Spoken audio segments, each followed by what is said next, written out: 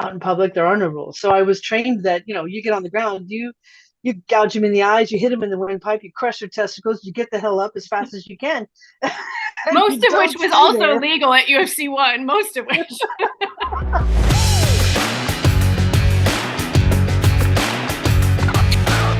Hey everybody, Laura Sanko here, and I am so excited for this one. I am so excited to be joined by the one and only Kathy Long. To do her justice in terms of her accolades, listing out, her bio would probably take the majority of this interview. So I'll keep it to this. She's a five-time world champion kickboxer, professional boxer, professional mixed martial artist. She was Michelle Pfeiffer's stunt double in Batman Returns, and most importantly, for the purposes of this particular interview, she was the first female commentator for the UFC. So, Kathy, thank you so much for joining us. You want me to call you Kat? Yes, please. That'd be Okay. awesome. All right, I'll Thank call you. you Kat. How are you? I am good. Very good, actually. Good. Well, I appreciate you taking the time to do this. Just some background for anybody watching this in terms of how Kat and I officially met. So back when I debuted in commentary on the Contender series, and it was sort of like the first female commentator in the modern era, excuse me, even though I wasn't officially commentating UFC fights yet, it was still kind of a big deal because it was under the Zuffa banner and there was a lot of media about it. And I immediately felt bad off of the bat because I knew that of course, there was a female commentator before me. It was just all the way back on UFC 1. And to be fair, it was back when the UFC was a very different place, different organization. But I thought, man, I have to reach out to her because I knew who she was. But I wanted to make sure that she knew that I was giving the credit where it was due. So I hit her up on Instagram, and then we had an amazing phone call, didn't we? Yes, we did. I'm sure that both of us thought we were going to talk for a few minutes and just get off the phone, but it went on for a good long while. And what a joy you are to talk to, and what a person you are. You Oh, truly are, in my mind.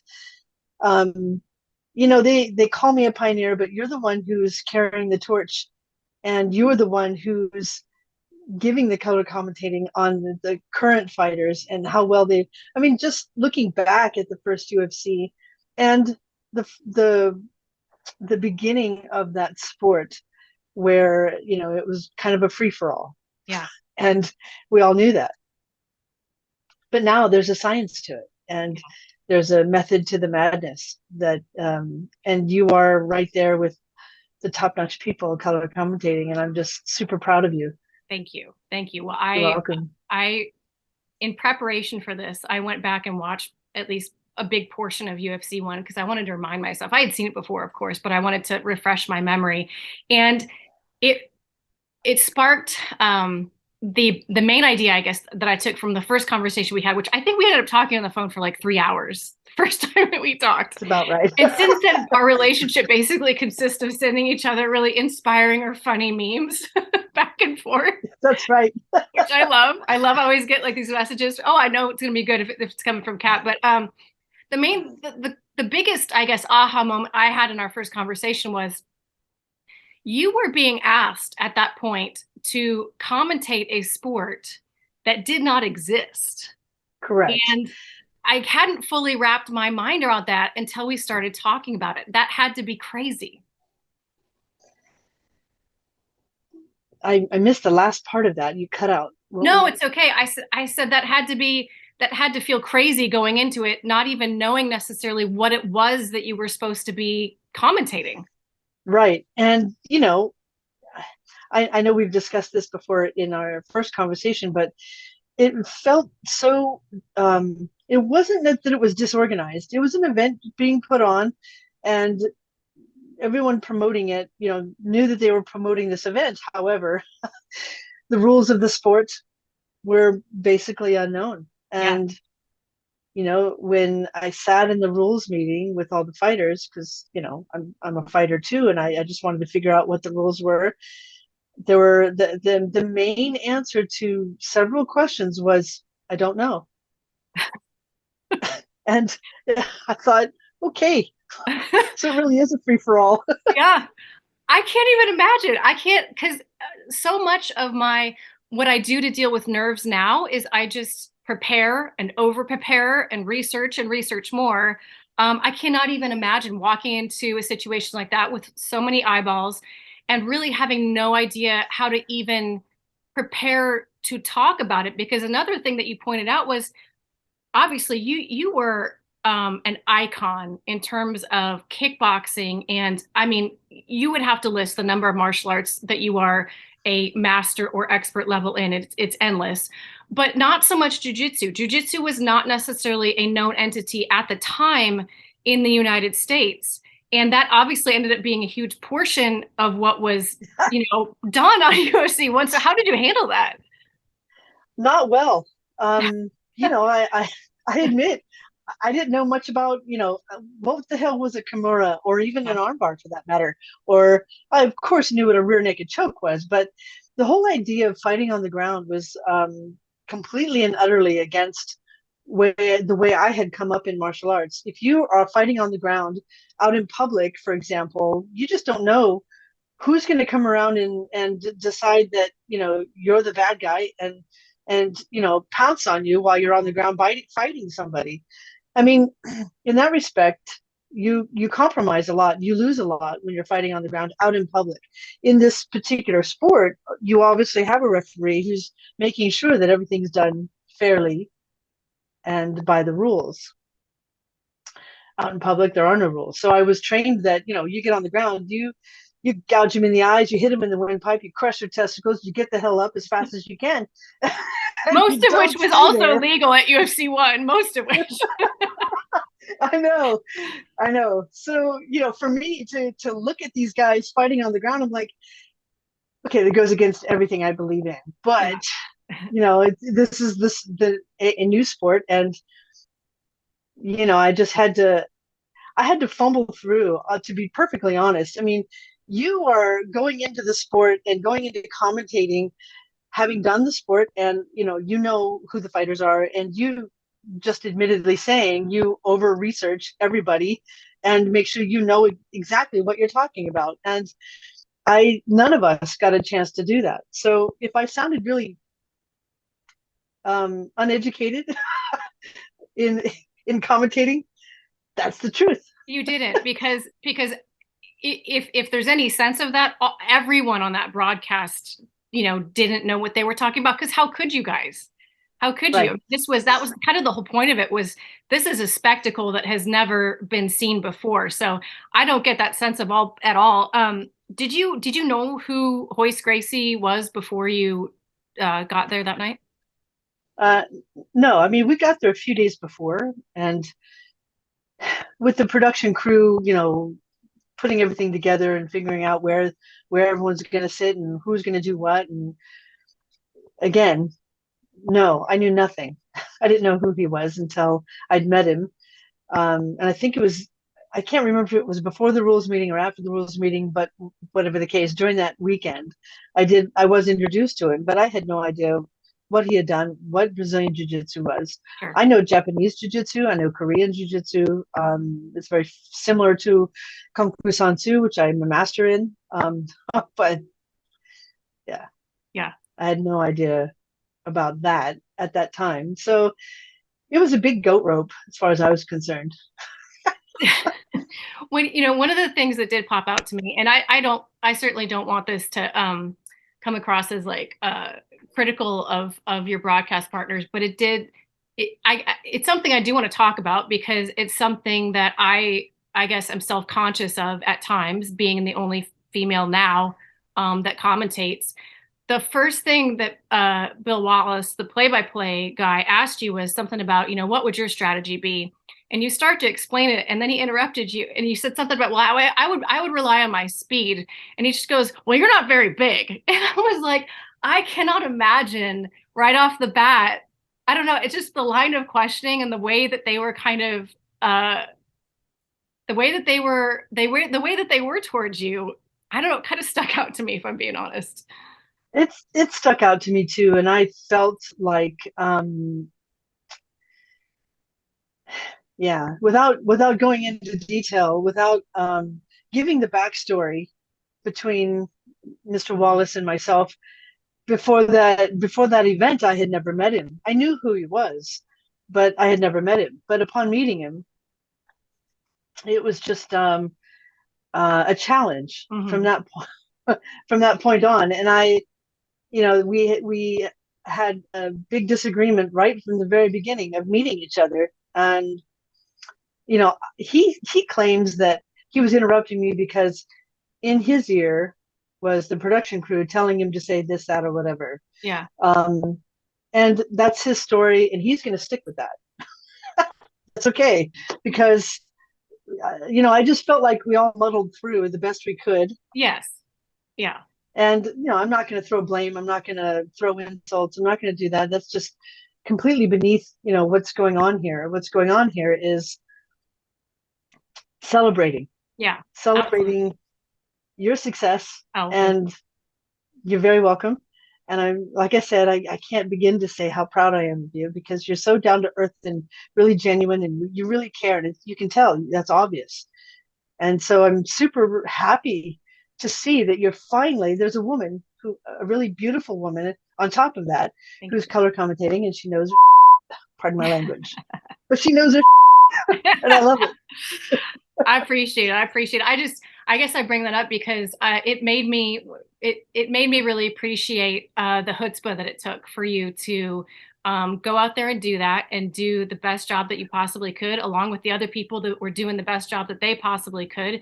And I don't know, I appreciate you calling me a pioneer. I still get kind of uncomfortable with that because, your accomplishments are ridiculously they make mine look minuscule in comparison. So thank you for that. I guess what are But your impressions of what's Laura, that? hold that thought. You Okay. deserve it.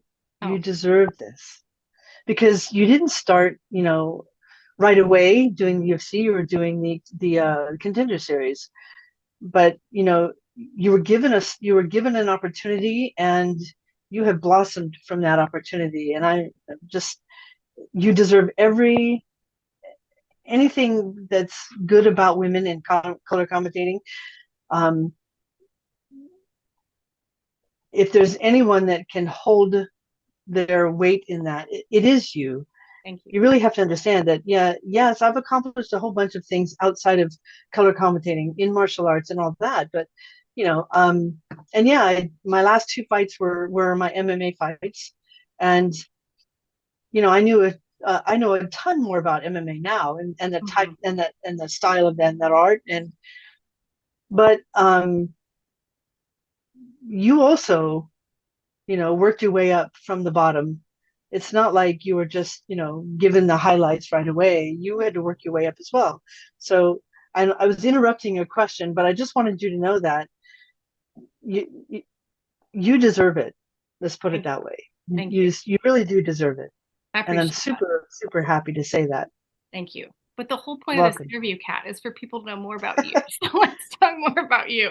But thank you. That's gracious of you to say, and it means a lot coming from you to hear those things. And I'm going to keep this interview for a very long time because of that. Um, Looking back on that night, what's your biggest takeaway? What sticks out the most from that whole crazy experience? Um, the rules meeting Yeah, and how confused everybody was. yeah. That's something I took away with, wow, okay, so when you put out an advertisement for an up and coming sport, and you offer $50,000 as the prize money, and I mean, who's not going to jump on that, right? Hmm. But when you sit in the rules meeting and you don't know how to do one thing or another, like Art Jemerson, for example, with wearing gloves The one glove. or not wearing gloves, or one glove or no gloves, and he didn't know what to do. And he asked, "What do Yeah, I do?" And they said, "I don't know." I can't even imagine. Would I couldn't imagine that either. I mean, in my based mind, based on because I bounced in a bar for 2.5 years as a black belt in Kung Fu Sansu, and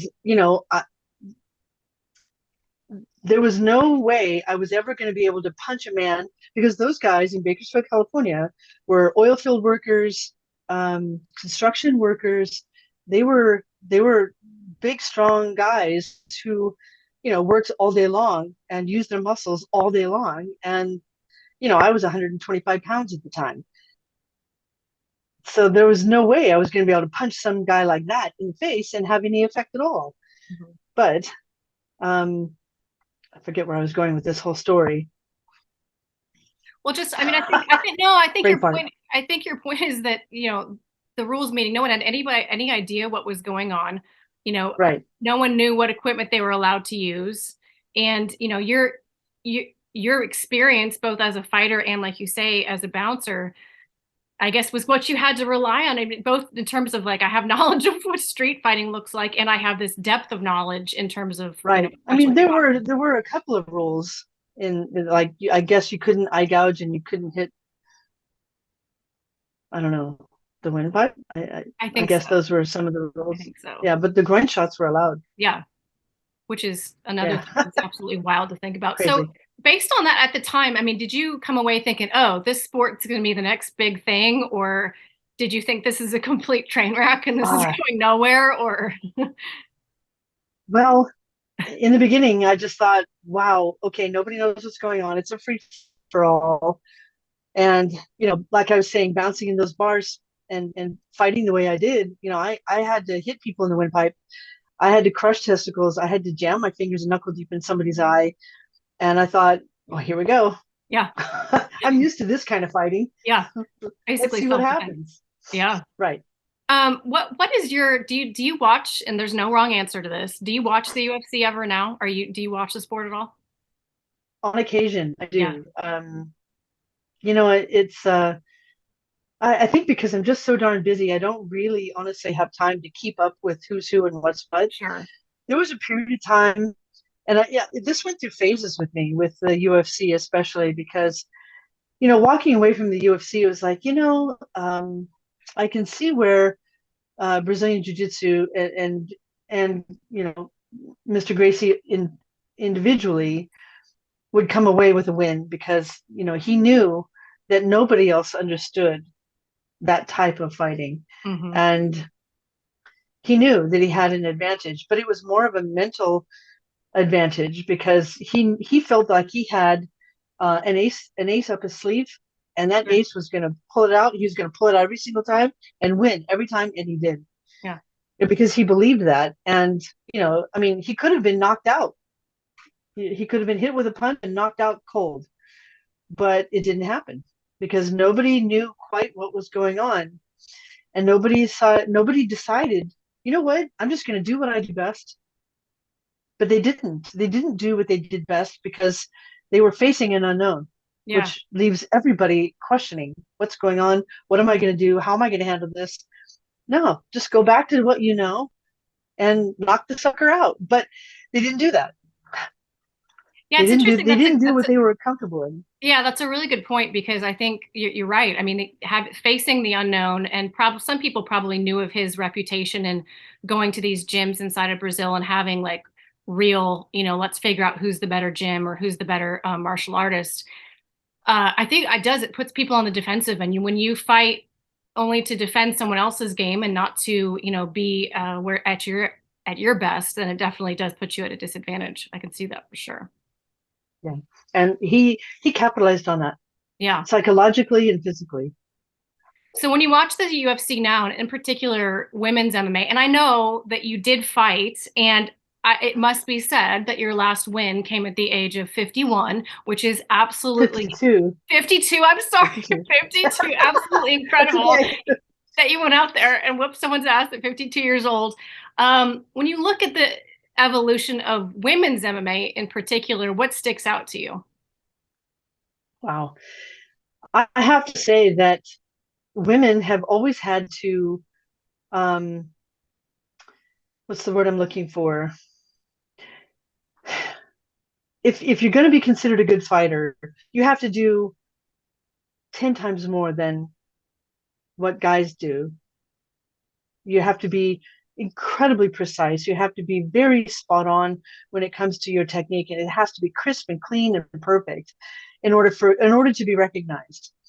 You know, when I was coming up in the sport, I wanted to look as feminine as possible, but fight better than the guys if I could.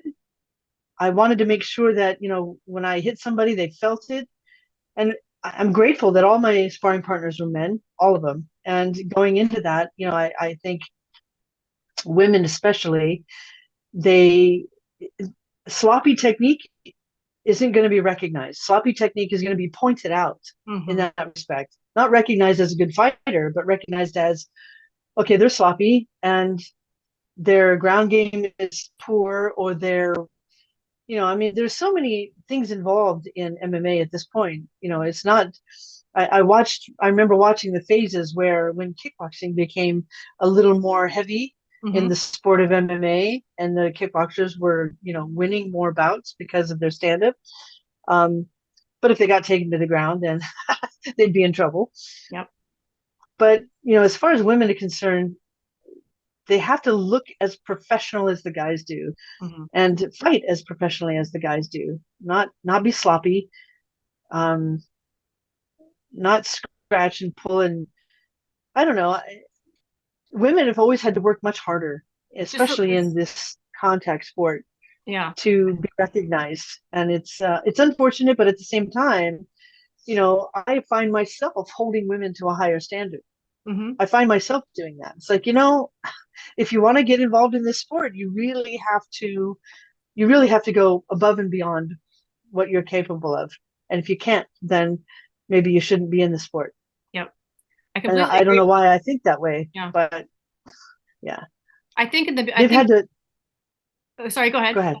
No, I was going to say, I think there are a lot of women, at least, and I obviously was fighting in a different era than you were, and I would call it sort of an early era, but because it was pre-Ronda, but it was right pre-Ronda. I always felt like the women's fights that I would see, like, when Invicta first started, Invicta FC1 was absolutely incredible. Absolutely incredible. And to anybody who has not watched that fight card, go and watch it, because it was the best all women's fight card that has ever been, in my opinion. And you could get the sense that, like, all these women who had been scraping to find a fight here, a fight there, there was never any cohesion or organization or really a lot of support for consistent female fighters. You'd have one-offs here and there.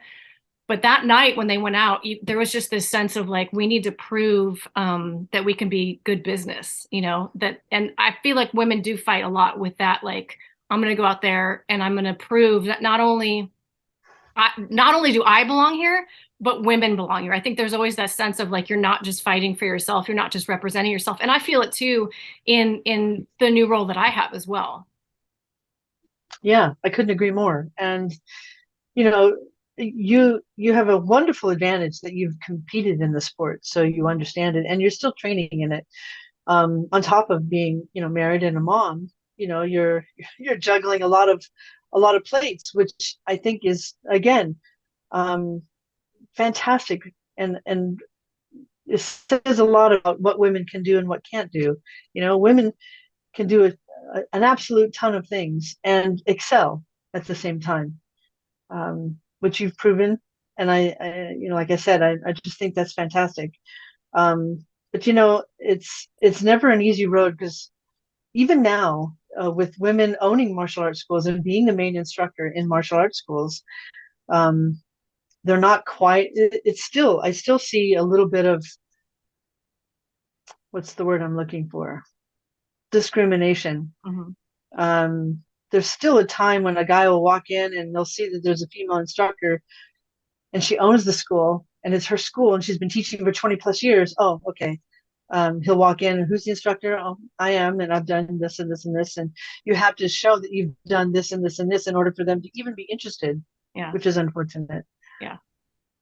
Like, if you didn't have media coverage, if you weren't on whatever show, if you weren't on, ESPN or Showtime or whatever the case may be, they're not going to show an interest, which is unfortunate. Well, lucky for you, you graced about every single martial arts magazine cover that there was to grace. I highly recommend you guys do a quick Google search, because you'll see Kathy's face everywhere plastered. She was a superstar, and is a superstar in my mind. What part of your life do martial arts have now? Like, are you still practicing, competing, or is it just sort of like a fond memory in your heart? Where are you now with it? Wow. Well, the last 5 years, I've had a series of back-to-back injuries. So I haven't been able to train, gained, an unfortunate 40 some pounds, but that's okay because I would rather Just means do you're going to that punch and, harder, Kathy. You're just going to hit harder with all that. You're going to have more, more oomph. you know, you're right about that because you don't lose strength as you get older, you gain strength. Yeah. But having said all that, I am finally at a point where I can start training. But, on top of all that, I've become a hypnotherapist so that I can help people not only become superior in their sport if they need to be, but help them with anxiety or quitting smoking or losing weight or a whole myriad of things that you can do with hypnosis. It's incredible Yeah. how strong the subconscious mind is. But on top of that, I'm leaning tons more toward the healing arts. I do massage therapy and I do energy work and hypnotherapy as well as several other things. But you know, I'm working with WACO, which is an organization that has finally got kickboxing accepted into the Olympics. So 2028 games, Los Angeles, California, look for us. Yeah. Look for Congratulations. That's kickboxing in that amazing. sport. That's Yeah. fantastic. Will you be Now, whether participating in any regard, whether as a combatant or as a judge or as a, I mean, no, I just want to be a coach. I want to be yeah. a coach and I want to have, a good strong sense of USA fighters in the Olympics. I just think it'd be fantastic for them. I can't think of a better coach to help represent the country. I mean, that would be absolutely phenomenal. And for people who don't know as well, I think a lot of people don't realize this. You did have at least a role in helping one well-known UFC fighter, current UFC fighter, make it to the UFC, and that's Daniel Rodriguez. Yeah, Daniel Rodriguez came to the Tap Out Gym in downtown Los Angeles. He worked construction all day long, and he'd come into the school exhausted. He would come into the school exhausted, and he trained harder than everybody at that gym. Everybody. Now, as a brand new beginner, we worked with him, and he was a southpaw, and we worked kickboxing. He did Muay Thai and kickboxing with me. Then he would work with a wrestling coach, and he would work with Eddie Bravo in Brazilian Mhm. Jiu-Jitsu, and worked very hard at putting it all together. And then he came to me one day and said, "Hey, I want to go work with Joe Schilling at the yard." And I said, "Ah, okay, look, I'm warning you right now. Joe Schiller, people come into his school and he eats them for lunch. I mean, he'll spank you. Yeah, he'll And kick if your ass. you're not up for it, yeah, if you're not up for it, he's gonna pound you into the ground." He goes, "That's okay, I'm ready." And I said, "You have my blessing." And he went over there and trained with them, and they kicked his ass, but he came back Yeah. and wanted more, and he kept his wrestling coach, and I think he was still training with Eddie Bravo at the time. I'm not sure if he is now as far as jiu-jitsu is concerned, but Yeah. that whole team, they launched him into the UFC, and I'm super proud of him and super happy that Yeah. I at least had a start with him and got him a strong foundation to start with, Yeah. Well, and super listen, happy about that. if he didn't have the basis to be able to hang at the yard with Joe Schilling, I mean, you gave him that, so that's a big piece of the puzzle. So don't downplay that at all. Yeah, it's cool to see that you still have, your fingerprint on this sport 30 years later. That's the coolest thing about this to me. Like, we're talking about 30 years ago. This November was Yeah, UFC one, and I mean, just what you're talking about compared to what we have now, it is a massive global sport. The company's worth billions and billions of dollars, and you know, you've been a thread in the tapestry of not just the UFC but this entire sport for a very, very long time. We talk about the endless belts that you have, both in terms of like championship belts and black belts, and magazine covers, and you were an actress and you were a stunt double and you've done so many things. This is fun. I feel like we should do this on a regular basis because there is probably, I mean, like I said, we talked on the phone for 3 hours and we just scratched the surface, but hopefully you'd be willing to do this again at some point and catch up, and we can explore certain things even further, because we didn't even touch on how you got into martial arts and your journey into martial arts and your journey into kickboxing when women were not doing kickboxing. I mean, there's so much that I would love to cover with you, but I appreciate your time today. Thank you so much. Thank you so much. And I would love to do this anytime you want to. All right. All right. You're gonna be my go-to for women's martial arts. Thank you so much. Ladies and gentlemen, Kat Long, thank you for joining us, Kat. And guys, keep it locked in right here for more content head your way.